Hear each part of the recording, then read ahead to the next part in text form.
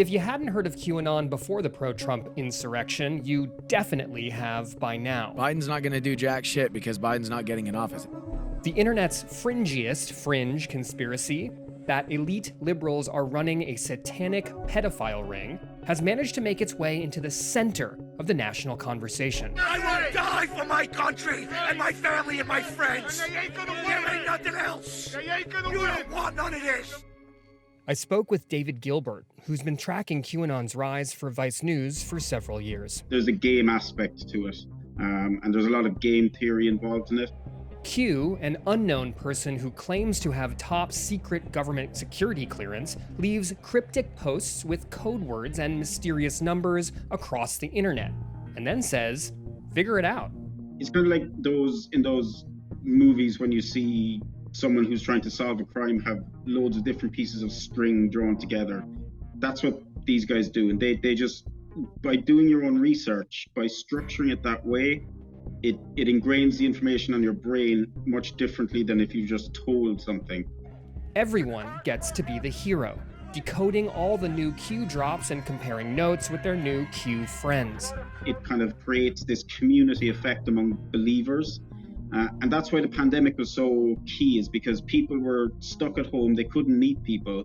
So they were on Facebook meeting in all these groups of like-minded people. And they felt, oh, QAnon is this community, and they all solved the clues together. And, they're in on a secret that no one else knows about. Sort of reminds me of like the Da Vinci Code or National Treasure or these adventure movies where protagonists are able to see beyond, I guess, the veil of reality to see clues and piece together something that everyone else wants to suppress.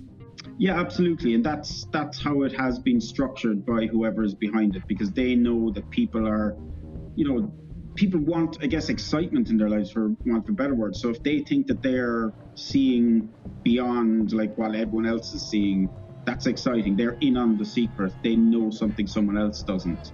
And it's really addictive. People get absolutely addicted to this stuff, and they spend all their days looking at clues, looking at drops, trying to find links. Even when Q drops don't pan out, like in 2017 when Hillary Clinton was not arrested like Q had said, adherents don't care. Despite all the failed promises over and over again, people still believe in it. It's kind of this constantly morphing thing where they can always twist what happens to appear as if, oh yeah, this is all part of the plan. So even when President Trump told rioters to go home last week, Q followers felt their research was saying something different. He just said the new administration. He didn't say the Biden administration.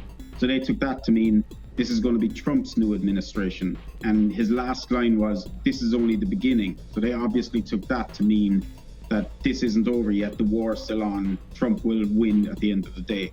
Q hasn't actually posted since early last month, which has created something like a power vacuum in the conspiracy theory ecosystem. There are personalities in the Q community that people gravitate towards too, as decoders, as gurus, I guess. Absolutely. There's, at least a dozen major Q personalities who have hundreds of thousands of followers who will follow them, from Twitter to Gab to Parler to Telegram to wherever they go. Social media sites are finally trying to catch up to this problem. This week, Twitter said it had shut down more than 70,000 accounts affiliated with Q. And the wider public is starting to meet the men behind the curtain. Earlier this week, Vice News reported that one of the most well-known accounts, Neon Revolt, was actually just run by a New Jersey dude who wanted to write movies and never succeeded. But I guess has succeeded in scripting American reality through complete fiction. The damage has been done effectively.